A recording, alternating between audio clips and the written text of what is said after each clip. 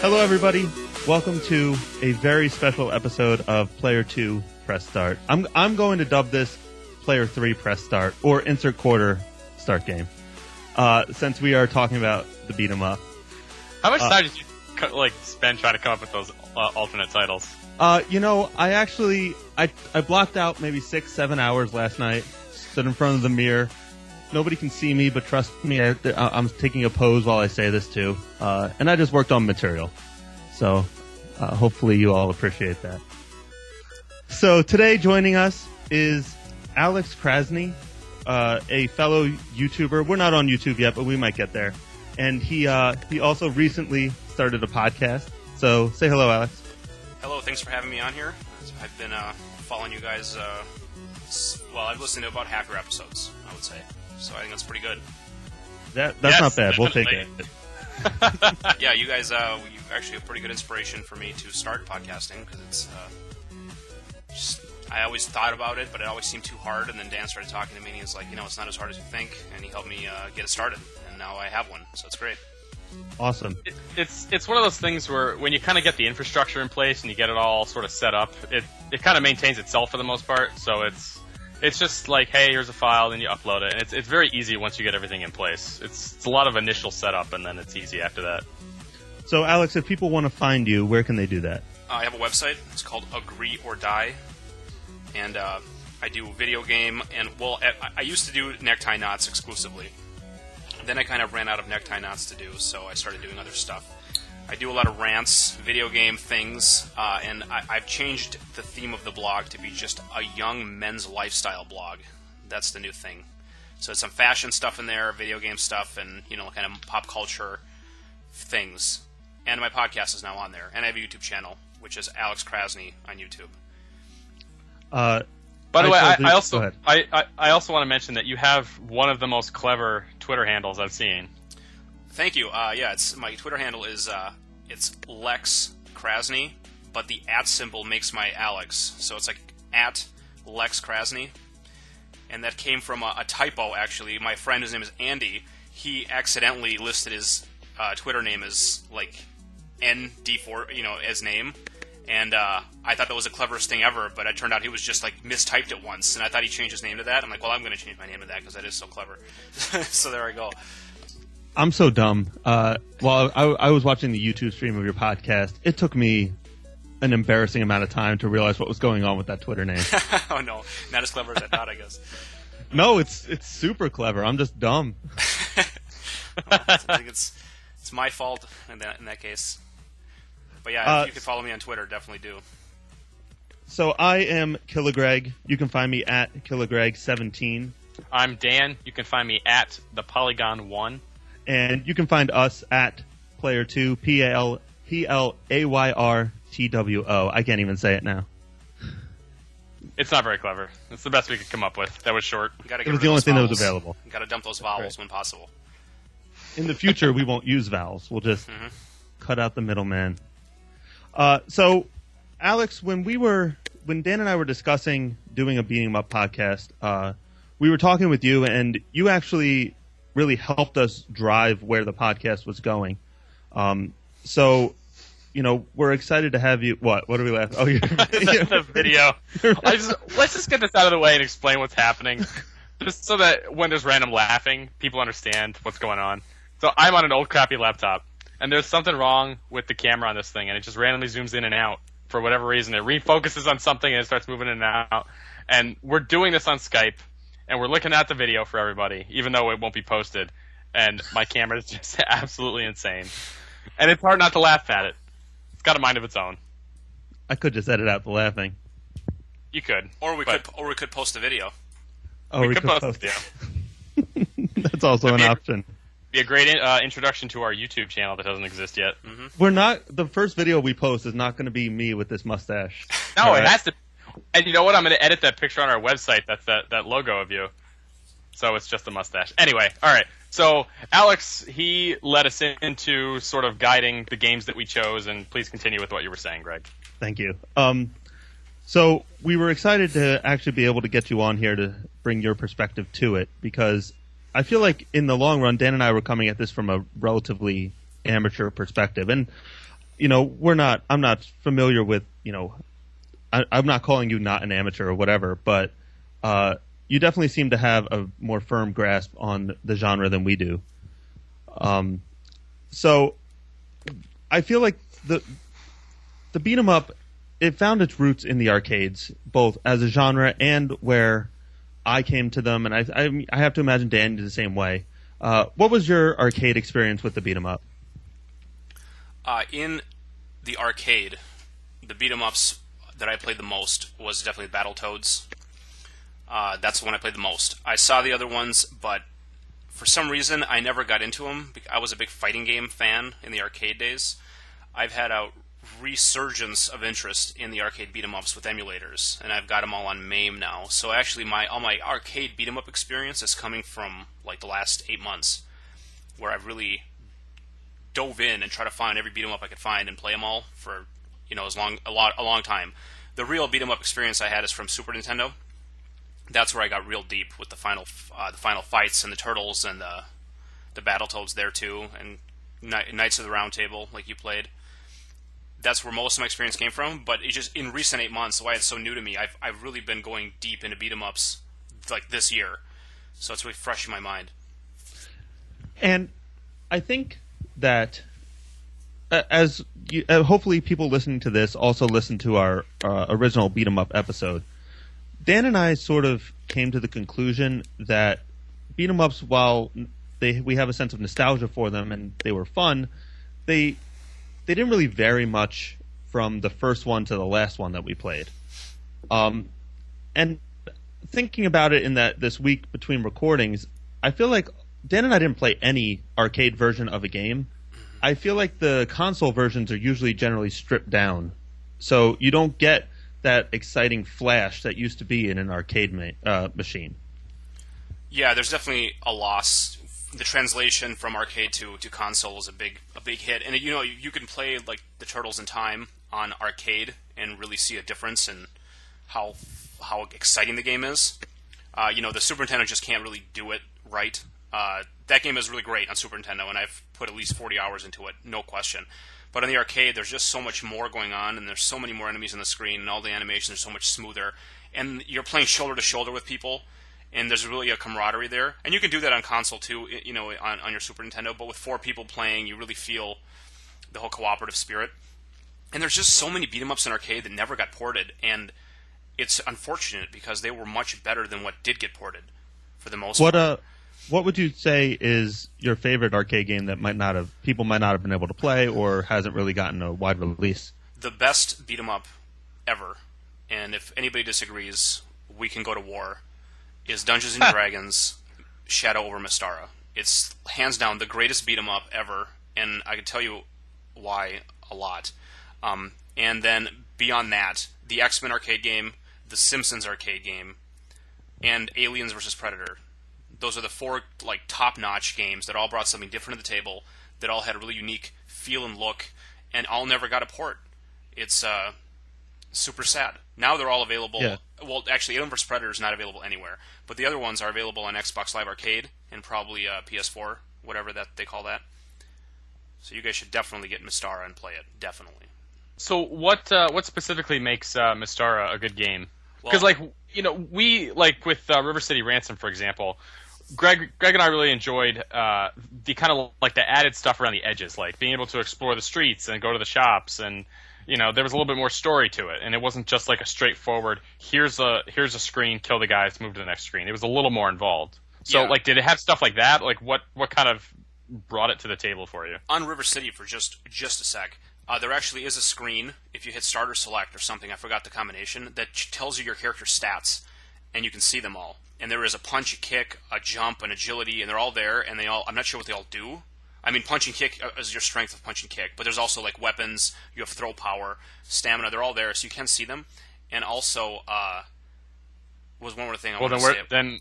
Then we're just dumb because we didn't press the start button. Yeah, I mean, you wouldn't know to do that, but there is such a screen. I said you wish there was one, and there is one. What they all do isn't necessarily clear.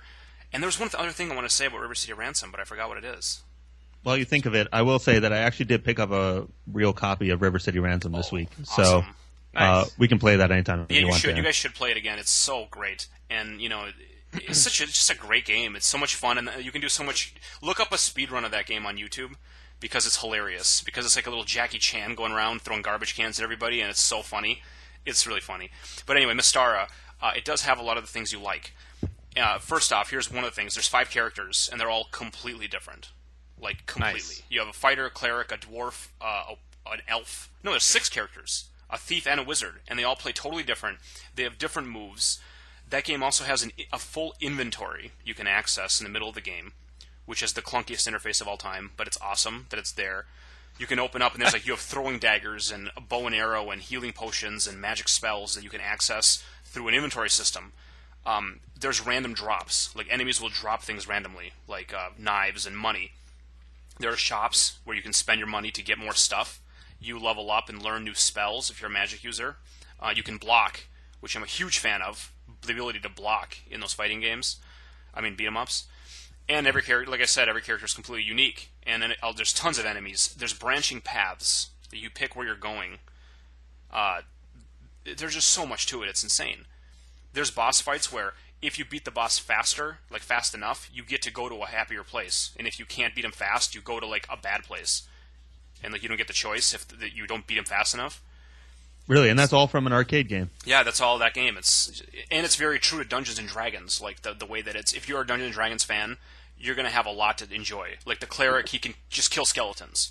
If there's ever skeletons, the cleric can just kill them immediately with the magic ability. And the dwarf is like super buff and strong, and the thief can unlock trap chests, and he can detect traps, and there's traps that, like, where boulders will fall on you, and you don't know that they're there unless you have a thief on your team, and the thief will go, there's boulders there. It's so cool. Have you played any of the Vanillaware games, Alex? Do you know what I'm talking about? No. Vanillaware? The best game they made was a game called Odin Sphere. It came out in 2007 for the PS2. They also made Muramasa the Demon Blade for the Wii, and then most recently Dragon's Crown for the PlayStation 3. No, I haven't played any of those. You should look into them. Just the little bit of Shadow over Mysteria that you showed me the other day looks very familiar to that, and you might enjoy those. I'm sure I would. I'd definitely get into that. So before we get too far away from River City Ransom, I just wanted to mention that while I was writing the post for our page, I thought about throwing up a bunch of images from a bunch of different games. I ended up not doing it, but during my Google searching, I found some really awesome River City Ransom. Like, I don't know if it was box art or like an advertising art or something for it, but it's like I love when they do like a sort of realistic art style for those NES games that completely do not match the visual of the actual game itself, and like the box art for Double Dragon's the same way. You got like, it might not have been the box art, but it's some of the art that I've seen for the advertising, and I really love that like old sort of cheesy but serious video game art. I feel like that stuff doesn't get enough attention. Yeah, I think it's a lost art almost. And the Atari games had the coolest art, and then Nintendo did this thing where they like the Nintendo Mario and Duck Hunt, like they have the pixelated cover. That thing sucks. Yeah. It sucks. I mean, it's nostalgic, and that's the cover, but like Double Dragon, I think, is a much like the rendering of these crappy graphics, And I say crappy with love. I understand that Nintendo has a charm that I like, of course. I would do anything to have like a poster of the original Mega Man cover with that horrible over my bed. Dude with that stupid gun he's holding. Yeah, where he's like a rag doll, and his arms and legs are all like this. Yeah, what were they thinking? Or that cover for a Clash at Demon Head. That's absolutely bananas. If you guys have never seen that one, you should do a Google image search at some point. I will. So, did you have any sort of input on any of the games that we talked about in the podcast? Yeah, well, let's talk about one of your biggest complaints, is the ability to hit each other and how that is the worst. Yeah. I don't think it's the worst. It's something else to deal with. But when you're dealing with games like that, you have like kind of 3 ways to make them hard. You can put more enemies on the screen at once, you can make the enemies way harder, or you can make the players act in a more careful manner. And I think that of those 3, the third is probably the most intelligent way to do it. They make the games harder in a way that doesn't cheapen the game. So you avoid hitting each other, but that adds a little element of strategy to it. You know, I mean, I get in the case of there's one guy, you got to like kind of take turns beating on him. But when there's a lot of guys, you kind of, you know, you go, okay, you'll take the bottom half, I'll take the top half. Or you take the right and I take the left, and you work together. But you can't just, you know, willy nilly go in there and just start jump kicking and doing your super moves all over everything, because you'll kill each other. So it's actually kind of funny that you bring up that point, because right now Greg and I are working our way through Left 4 Dead 2 for a future episode, and in that game you can hurt your teammates. And you do have to be more careful. And it's almost, in some ways, one could almost describe that game as a beat 'em up, like a future version of a beat 'em up. Yeah. I guess the biggest difference I see between Left 4 Dead and some of these beat 'em ups, though, is that in the beat 'em ups, you're doing the full damage to the other person. In Left 4 Dead, I have to shoot you a lot before it like really negatively affects you. Well, true, but I mean, the point of just being careful and having to pay more attention to what you're doing. I'm laughing at the video again. And I mean, some games do it worse than others. Like I know that like Battletoads, for example, that game does it the worst. And it's hard to call that game. That game is a beat 'em up, and but only like 1/3 of the levels are actually beat 'em up levels, and the rest are just like totally weird. But in that game, like the big super fist punch will just insta kill your friend.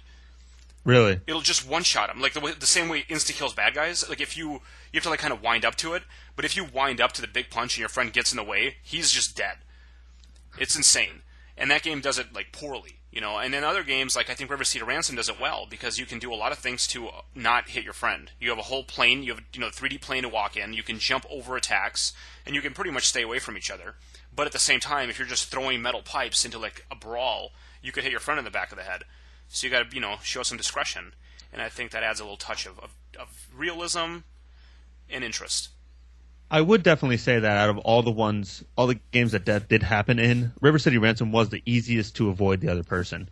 Mm-hmm. It's the playing field is expansive, and the sprites are relatively small. Like they're clear, but it's zoomed out enough that with minimal effort, you don't have to be in the other person's space. As opposed to Battletoads and Double Dragon, you're just flying around the screen all the time, and it's impossible to avoid the other person. So maybe we weren't specific enough in our criticism. I suppose with the right mentality, injuring your teammate is fine, but it has to be done with careful thought rather than just thrown in willy-nilly. Yeah, absolutely, and that's just one of the things what makes some beat 'em ups bad is they're just poorly designed. They're mostly bad. I would say they're mostly terrible. The few that stand out are Go ahead, sorry. I think that's definitely a solid point. I mean, and one of the biggest observations that Greg and I have had over the past 9 episodes of this series is that it's little details seem to separate good games from the out there. Little touches that they put on it, like some of the stuff in River City Ransom, or some of the stuff in Scott Pilgrim or Castle Crashers.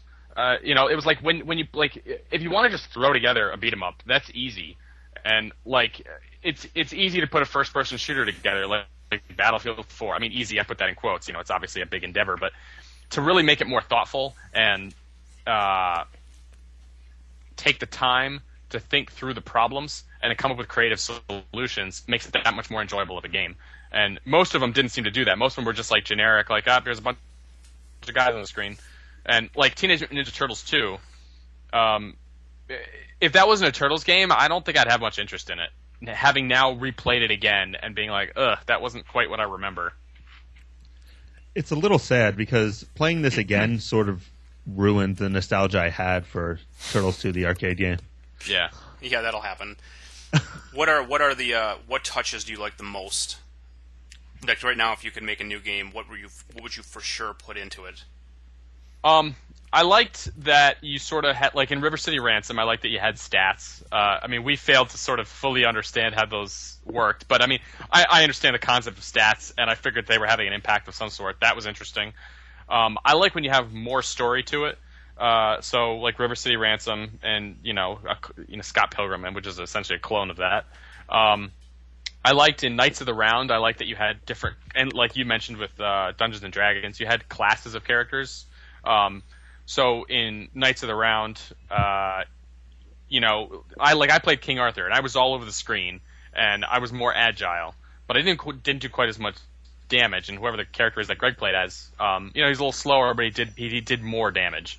So I like that, like, they vary it up, they mix it up. When we were playing the Turtles games, it didn't really feel like it mattered which turtle you picked. There might have been subtle differences, I don't know, but it felt like it didn't really matter what weapon you had. You were doing the same exact damage. And quite frankly, I don't feel like that should be the case, because I feel like there are differences with their weapons. Like, yeah. I feel like swords like Leonardo are badass. Yeah, and Leonardo and Donatello should have more reach, but Michelangelo and Raphael, like, I mean, I don't know what the trade-off for that is, but those to me are more close quarters weapons than what Don and Leo have. I'm on a first name basis, just so we're clear, with the Turtles. I think if I were to make a new game, the only two things that would be really key would be difference of characters, as Dan mentioned. I liked that about Knights of the Round. It was nice after playing all these where you and I were exactly the same to have a difference of characters. And the other thing would be ease of movement. I felt a lot of these games were sort of ruined just on how hard it was to get around the screen. It was borderline tedious in some of them. Especially, unfortunately, I hate to say it, some of the Turtles games. Yeah, for sure. That was like, you have to be like just the right vertical level on the screen to get the guys, and I wish it was just like a little more like loosey goosey, like it kind of was in the Battletoads one. Yeah, so they're more of a auto aim almost kind of an effect. Yeah. That's a good way of putting. What I like in these, the ones I like the most are the ones where there's some interest in the combat. Like, I like it when they feel fair. And that usually, like, if there's a block button, that's very rare for some reason. But it's when it's there. And Knights of the Round has a block button, I believe. It does, yes. Yeah, so you can actually go, okay, he's about to hit me, and you can, and then it clang on your shield and do no damage. And then he'll be kind of stunned, and you could, beat him up. And Mystara has that, and it's super rare. The only other game that has that I can think of is King of Dragons, that has a block. And I love it when they have a block because it makes me feel like I'm actually fighting. But even on top of a block, when they have moves, like I like games that have like Hadouken-style moves that you actually do where they'll do a special attack, and it doesn't take your life. Like, it's just a part of your arsenal that you can do all the time, or not all the time, that makes fighting a little more like a fighting game and not just like I'm pushing punch. Like, those Nintendo games that's what makes them so boring, is because like in Turtles, literally all you do is push X. Yeah. You can jump, but you don't have to. You just push X the whole time. And if you push X and B at the same time, or I mean not X, sorry, A and B at the same time, you do your special move, which takes half your life, so why would you ever do that? Yeah, the benefit of that is almost never worth the cost. Never. Yeah, it's awful. That's what the X-Men game is so annoying. It's like, I'm Cyclops, but if I use my I-beam, I lose my life. So I'm like walking around fisting things. I'm punching metal robots with my fist as Cyclops, and that's the correct way to play. What are they thinking? Right. It's always hard in those types of games, in like the superpower type games, to make it fun while not making your character too powerful. Mm-hmm. But limiting the superpower is never the answer. Like, just have Cyclops' beam do punch damage. It's just that simple. Have it recharge slowly, but not hurt you. Like, you can use it consistently, but not forever. Or just have, like, you kill 10 guys, then you get to use a beam attack. Or like, have it, like, build up. Like, you charge up to it, yeah, that would work. Yeah. We're going to build a time machine, go back in time, let those X-Men people know how it is. Gonna go back in time. They haven't made a good... X-Men are such great material, and they're hot right now. The new X-Men movies are coming out recently. They're not old. They're in everybody's mind. Why aren't they making a great new X-Men beat-em-up? They keep making, like, these... They made that Wolverine... Dumb titles. Yeah, they made that Wolverine game. That's the last one I remember, is that Wolverine game, which I never played, but it was kind of like a Dante's... what's that game? Devil May... Yeah. It was a Devil May Cry style kind of, action adventure game. But where's the good X-Men game where there's a lot of, like, an action RPG almost, where you could be any mutant you want and you meet all these other mutants, where's that? Yeah, It seems like the only game you get where you get like a ton of mutants that you can play as is like Marvel vs. Capcom. But that's like such a specific setting. Like you're in a fighting game. Like you don't get to just go out and like fight bad guys or bad mutants or robots or whatever. It's not the same. Mm-hmm. They made those X-Men Legends games back on the PS2 and GameCube era, which eventually turned into Ultimate Alliance. But then they gave that like genre to Silicon Knights, the Dennis Dyack guys up in Vancouver, and they basically squandered all that money trying to make Eternal Darkness 2. So that's what happened to that genre. They basically killed it because they gave it to the wrong dude. Yeah, I like that game, that X-Men. I forgot what you even said. I remember having that on Xbox, and I really enjoyed it. That game was rad. You could be Wolverine, and you play 2-player. It's a beat-em-up. That was a beat-em-up that was kind of modern-ish. Yeah, it was like a beat-em-up RPG. It was pretty wonderful. Yeah, actually, we should put that on the list. Yeah, that's a cool game. If I could, there was one more thing that I think I would want in a future beat 'em up. Like I feel like beat 'em ups as a genre, I feel like the building blocks have been kind of laid out to mature it as a game type, but I don't feel like it's really achieved that next level of game maturity that so many others have after existing for 20 or 30 years. Something that I would add is that, and it really bothered me specifically in Teenage Mutant Ninja Turtles, is when you get to a boss and they just like steamroll you constantly. Like I think of like Bebop and Rocksteady and stuff, and I mean it's entirely possible I'm just annoyed because I wasn't good at it, but I wish there was more defense against those like running across the screen attacks, and I wish there was more of a dynamic relationship with bosses instead of like just they're insanely powered and you just have to run away from them all the time and get a lucky hit now and then. I wish there was more, I wish it was more thoughtful. I wish there was more I could do and it was more engaging and kind of like more of a cat and mouse game than just like getting lucky, which is how I often felt when I was playing like the super bosses. Yeah, like blocking is that's what it's best for. You can put your shield up and then the boss hits you and doesn't kill you. You just got to time it.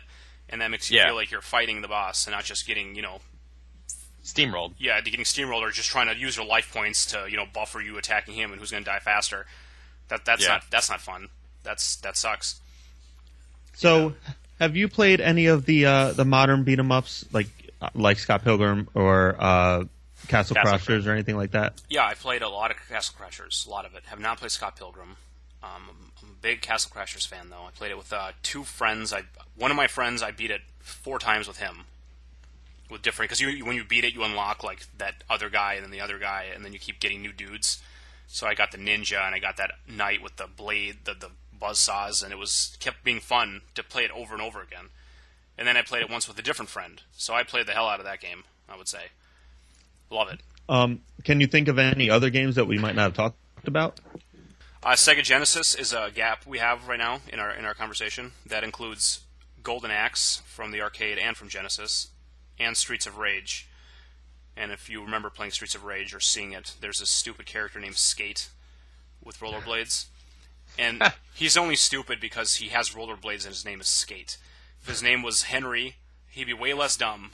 Because, just because you wear rollerblades doesn't mean your name's got to be Skate, He's not cool enough. And what's funny is in the Japanese version, his name is like Sam. And then they got it to America, and the American bigwigs are like, you know what?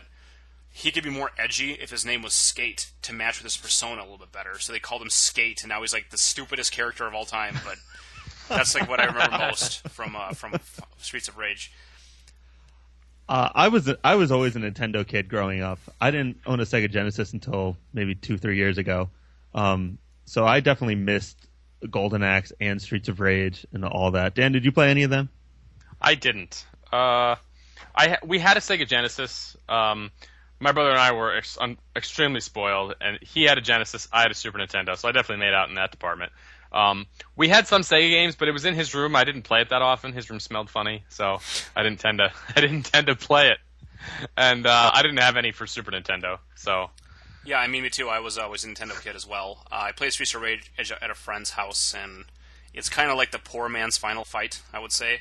It had definitely better music. That game's got excellent music, but it just felt worse. But every game on Sega felt worse than Nintendo. Yeah, I agree with that.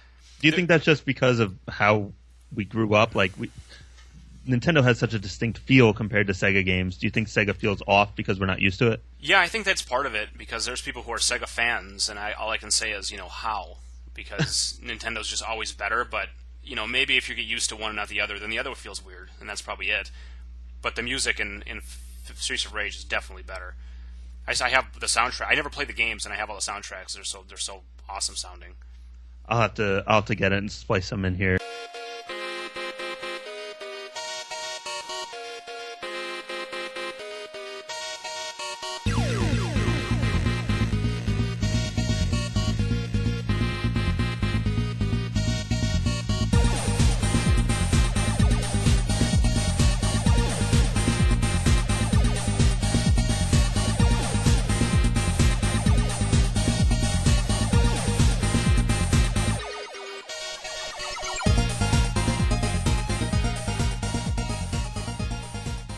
There's this thing in Streets of Rage 2, I think, and I never beat the game myself, but I watched like a review where if you're playing co-op and you get to the last boss says, "You guys are really talented. Why don't you join my crime syndicate instead of fighting me?"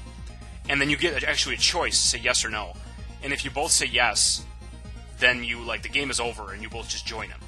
And if you both say no, then he fights you both. But if one of you says yes and the other says no, then you have to fight to the death with your friend. And then That's awesome. Yeah, it is awesome. And whoever wins, then they get the choice again, and then they got to fight the last boss or join him. But you can disagree and have a death match at the last level in front of the boss. That's the coolest thing ever. That is the coolest thing ever. That's clever. That is a detail that most games don't have. That's the kind of stuff I want in a game. I want thoughtful, interesting, unique game design. I appreciate forward thinking, even in games so long ago. Greg, what was that on Watch Out for Fireballs? A review that they did relatively recently. It was that game that one guy made. Was that Cave Story? Cave Story. I think it was in that one. They were talking about there's an enemy that you encounter, and you have the option to fight him. And you know how you would assume that you don't really have a choice when you encounter a boss. You have to fight them no matter what. But if you say no, you don't have to fight him, and you just go on with the game. And I'm pretty sure it was Cave Story, and I like that. I like how funny and creative that is. It was because Cave it's so Story. Unexpected. Yeah. And it's towards the beginning of the game too. And apparently, if you say yes, you're going to fight him. He's just very, very hard. Yeah. That's interesting.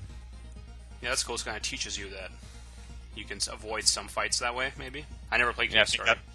Think outside the box. It's good if you like Metroid and modern Castlevanias. You should check Cave Story out. It's virtually free because it is in every Humble Bundle ever made. Yeah, I should pick that up. I don't know where I've been. So, did you have any other final comments about the games that we talked about? Yeah. Do you guys have MAME? Do you get that MAME thing going yet? No, I didn't get it working. You need to get into that. You do, because there's so many great beat 'em ups on the arcade, and I want to list a few.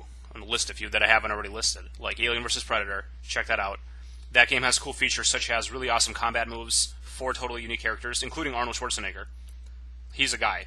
You get to be 2 predators, and then Arnold Schwarzenegger and some woman, and then you fight aliens the whole time. And then that game has super moves which recharge over time. So the predators have this badass laser rocket flamethrower on their shoulder, and they can use it as long as they want, but they have to just recharge it every now and then. So it's got it's like a fuel meter. That's awesome. There's a game called Cadillacs and Dinosaurs, which is ridiculous and hilarious, and it has dinosaurs and shotguns and revolvers. TV show? Yes, it's based on a TV show, which I have never heard of. But what's the name of it? Cadillacs and Dinosaurs. Yeah, I don't know. It was like an 80s cartoon. Yeah, it's some kind of cartoon or comic book, but the arcade game is hilarious. There's a dinosaur television show I didn't see. How is that possible? I don't know. Dino Saucers, Dino the Last Dinosaur, Dino Riders. Come on, guys. I don't know how I missed one. I know what I'm doing this weekend. Cadillacs and Dinosaurs. I'm thinking there's any other ones that... Well, King of Dragons. That's a great one. That's kind of like Knights of the Round, but a little... Well, it's kind of like Legend of Mystara, but a little different. And then there's another Dungeons & Dragons game called Tower of Doom, which is the prequel to Mystara, which is still great, but just a little bit worse than that. And the Battletoads arcade game. Did Tower of Doom actually come out before Mystara, or does it just take place before Mystara? No, it came out before, but it's just Okay. it's just a kind of worse than Mystara, and it's very similar. So Mystara just always gets the credit as being the Dungeons and Dragons one, but it's phenomenal. So let me ask you. So I have a final question from my side. Alex, is there and Greg, is there a beat 'em up that you haven't played that you really want to play, or one you haven't played since you were a kid that you would love to go back to and give another try, and just haven't gotten around to it? Because I have one of mine, and I'll share it once you guys give me your replies. There is one now since emulation. I've played almost all of them. The one I can't play is on Dreamcast, and I can't remember what it's called anymore. But it's a Dreamcast beat 'em up that gets quite a bit of credit as being a good one. But I don't even know what it's called. Let me see if I can find it. Do you know anything about it? No, just look up best Dreamcast games. It should be in the top 10 or best Dreamcast beat 'em up. So while Greg's looking that up, I'll give my reply. There's the one that, and if we had gotten around to it, we could have actually played it. But I have very fond memories of the Simpsons beat 'em up, the Simpsons game, and I would have loved to have played that for this. And it would be I'm real interested to know if my nostalgia and fond memories would actually hold up, or if it would be horrendously destroyed in tears and anger, like with Teenage Mutant Ninja Turtles 2. So I might. That's on Greg. That's on Xbox Live Arcade. Yes, it is now. Do you know how much it is? Can't be much. Maybe $5-6. Oh wow! I think I might have to pick that up because I would love to play that one again. It's been a long time. Yeah, that's a fun game. I love because they completely nail the animation style. It's perfect. Yeah, they did. It is. If you're getting games on console though, you got to get Mystara. You got to do it. You guys got to check that out. I promise you, I will everything check you want it is out. in there. Is that on Xbox? Is that on Xbox Live? Mm-hmm. Okay, and that's the Dungeons and Dragons one. Yes. Okay. It's got shops. It's got items and magic and different characters. It's incredible. Sounds perfect. You find I can't find the name of that game. Yeah, I can't. I'm looking too. I can't find it either. It's God. Maybe I'm wrong. Maybe it's not on Dreamcast. Whatever. There's some game that I don't have access to because there's no emulator on Mac for it. Everything else I can play because of the emulators. But there's this thing in Mystara where you find it's a random drop in a treasure chest, and it's a cursed sword. And if you pick it up and you use it, it hurts you. And then you're like, this is so stupid, right? But there's some weirdness where if you use it 50 times and get hurt 50 times, then it becomes like the Holy Avenger sword. And it's this awesome sword. But first you gotta get yourself killed using it and put quarters into the machine, but then it's this cool sword. It's awesome. That's great. I'm sure if I was a kid with $1 for the machine, I'd be infuriated. But as an adult who has access to emulators, that's the best thing I've ever heard. Yeah, it's just there's random stuff in the game. And you're like, what is this? And you don't know what it is. You gotta imagine back then, you'd have to go home and you can't even Google it. What's this black sword about? You have no way. You gotta find a guy in the arcade who knows what the sword is. It's nuts. Or one of those weird wonky video game magazines that used to get released. Yeah. With tips and tricks and cheat codes and a bunch of where they have the entire level would be a page and they'd show you the map through the whole level. Those things are ridiculous. So dumb. This is totally an aside, but I'm going to bring it up anyway. Have any of you guys played Retro Game Challenge? No. For the DS? It's wonderful. It's basically a bunch of retro style games, relatively mini games, but they can take between 20 minutes and up to 3 hours. There's a mini RPG in it, but the game itself totally replicates the retro gaming experience. You play a little kid. The little kid actually goes and plays the games on his television. Every now and then you get a magazine that sort of talks about the upcoming games. There will be a tips and tricks section in the back.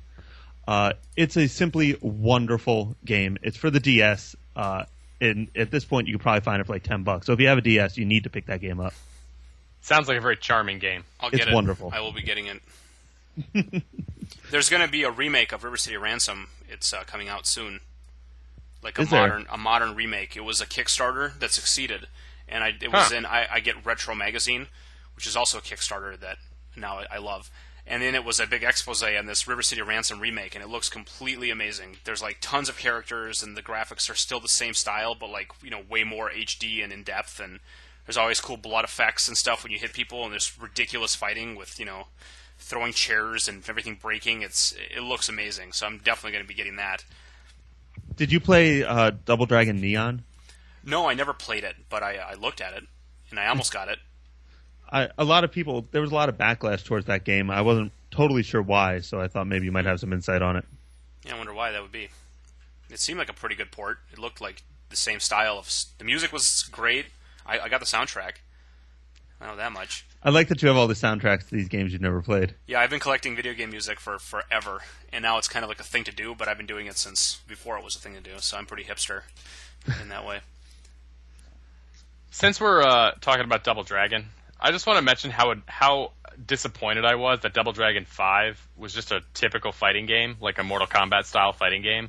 Like, why would you your whole series is beat 'em ups, and then your fifth one is like, oh, okay, let's totally change what we're all about. That's stupid. And it was stupid. awful. It played was. like Shaq Fu. There was a Yes, it 5. did. There was a Double Dragon 5. Except for the Super Nintendo, Greg. It was, yeah. Yeah. Oh, was it like Champion Edition or some nonsense? It was like it was like a fighting game. It was a fighting game. So you're saying? Yes. What a Straight up fighting game. What a piece of garbage. It was. No, it completely was. It was so disappointing. Like, I thought, like, the first one was like, okay, we're on the streets of the city. The second one was like, we went ridiculous, like, future sci-fi. Battletoads was like, even beyond that. And, like, the Double Dragon Battletoads one. And then we get to the fifth one, I'm thinking, what the hell is this game going to be like? It's going to be like 5 million years in the future, and we're going to be robots or something. Nope. It's a crappy fighting game. It's a crappy generic fighting game. Disappointment. Yeah, that sucks they went that way. Just to go back to your question, Dan, about a game that we want to play. I don't know if there's a game I want to play, but there's a game I really want to own. They made a special edition of Final Fight, which has the character of Guy in it. It's called Final Fight Plus Guy. It's super duper rare, and I really, really want it. What is it? What is it on? It's a Super Nintendo game. Oh, so it's actually like a real cart they made? Yeah. Final Fight 1 Plus Guy. So there's regular Final Fight, and then there's another one where this dude's in it. Yeah. Let me see if I can find it. Isn't Guy? I thought Guy was the main character in Final Fight. In the Super Nintendo version, it was just Hagar and Cody, and then when they re-released the cart, they had Guy in it. Oh, okay. Final Fight 2 does have co-op, and 3. I don't know if you guys... Yeah, we should have gotten around to that. Yes. Final Fight Guy.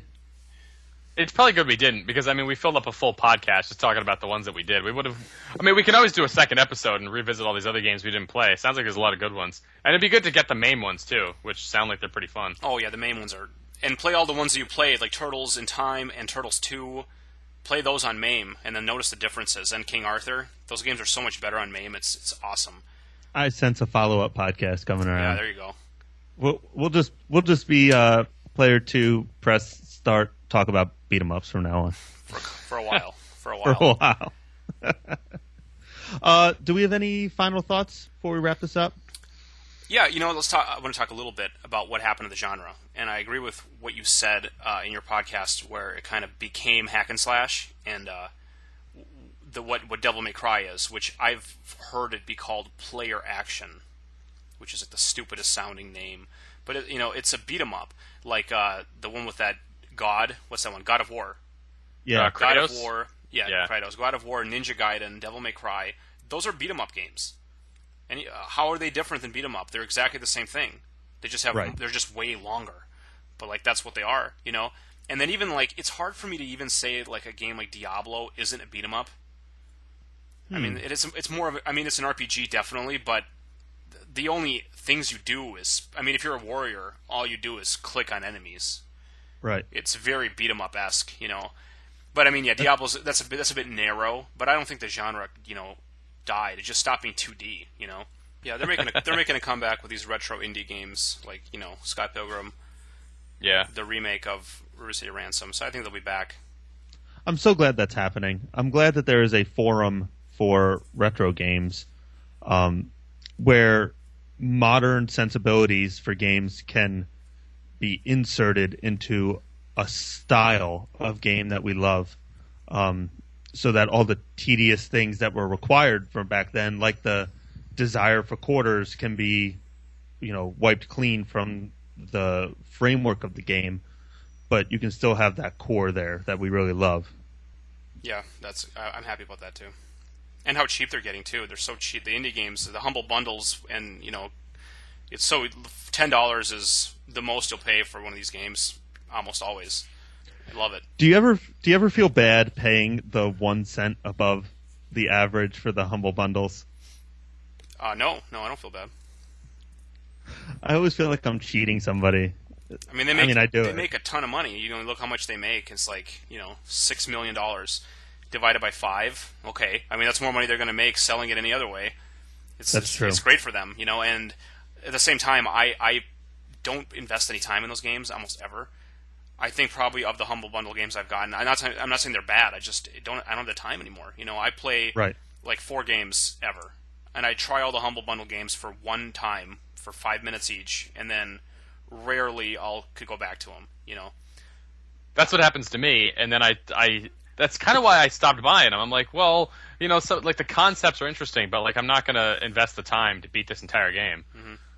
And so, I want to support the endeavor, but I'm not going to play them. And it's kind of like overkill. Like, you get so many games. It's like if there was just one game, I'd probably be more inclined to play. But it's like, oh, here's 5 games or more or whatever. And then it's like, well, Jesus, now I've got 5 plus the other 5 I didn't play. Now I've got 10 games I got to play. Yep. So many games. I don't have time. I buy them all for a rainy day. I buy them all for the minimum possible amount that I can, and then I just have them. But I'll tell you what, I played the hell out of Dust Force, and I played the hell out of Hotline Miami. That game was the best game from the last 5 years, I would say. Really? Oh, so fun. I bought that recently, but I haven't played it yet. Oh, man, it's the best. I have a whole series on it on YouTube, me playing the whole thing. The most fun.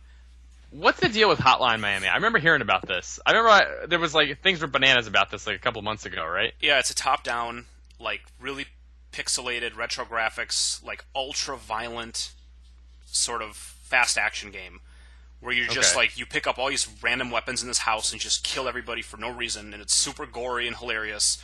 And like when you die, you immediately respawn like within a second. It's just like super fast action. The soundtrack is just amazing. It makes you feel like a maniac the whole time. And you just want to go and kill, and it's just crazy. And then you just go into these houses for no reason, and just killing all these like mafia people that are there, like these weird white suit wearing mafiosos. It's just blood everywhere. It's like fireworks. It's such a great video game. The experience is captured so great. Definitely play it. It sounds like the kind of video game that somebody would be fake playing in a movie or television show in the background. Where they're trying to demonize video games. Where they're trying to say evil. They're always so fake looking and horrible and gory and bloody. Yeah, it's like that. Yeah, if you have it, I mean, play it tonight. Play it. You'll love it. I do. I will. I'll play it tonight, I promise. Play it while you're there. Play it together so you can both see it. It's incredible. That's right, Dan. Come in this room. I got it right here. All right. I'll be right there. Thanks. All right, so I think we can wrap it up now. Alex, thank you for coming on. It has been a real pleasure to have you here. It's nice to have an outside perspective. Thanks a lot for having me. It's been a pleasure. I hope we could do it again sometime. Do you want to pimp your website again? Yeah, check out agreeordie.com. All my stuff is on there. Follow me at Lex Krasny. It's just like Alex Krasny, but the A is the @ symbol. Did I mention earlier that Agree or Die is the greatest name for a website ever? Thank you very much. I don't know if I actually said it on the podcast. I know we told you. Also, I love that it's like the Facebook like, but it's a thumbs down. Yeah. I love it. Yeah, people like that thing. I don't know. I'm not even like... It's mostly about like tying necktie knots, but yeah, I have this thumbs down favicon. It's pretty funny. You can find us at player2pressstart.com. You can find me at killagreg17. You can find me at the Polygon1, and you can find us at PLAYRTWO. Next podcast, so 1 week from today, Dan and I are going to be talking about Left 4 Dead 2, which has become a real divisive game between Dan and I. Contentious. I won't lie. I was getting really angry back from our conversation last night. So this is going to be quite the podcast. Like during it or afterwards when you were stewing over it? No, like while we were talking. All right. Well, it'll be interesting. It will definitely be interesting. That is exactly it. It ruins friendships. And Dan and I barely like each other, so it doesn't take much. Considering that I had a completely opposite opinion of you, I thought I was very charitable in recognizing that other people have other perspectives and viewpoints. You were. I came to the table in a very humble way. So to continue listening to this conversation, tune in next week. Indeed. Thank you for listening. Thank you for listening. Have a good day. Bye. Bye.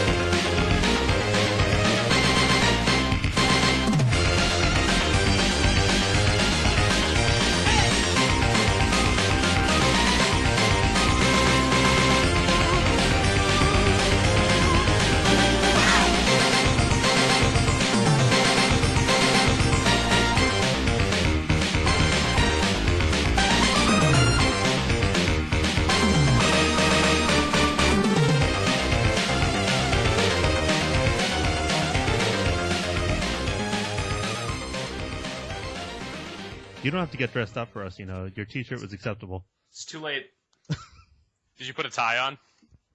in the process. I wore my Get Busy polo for you, so I hope you're impressed. This is a technological nightmare.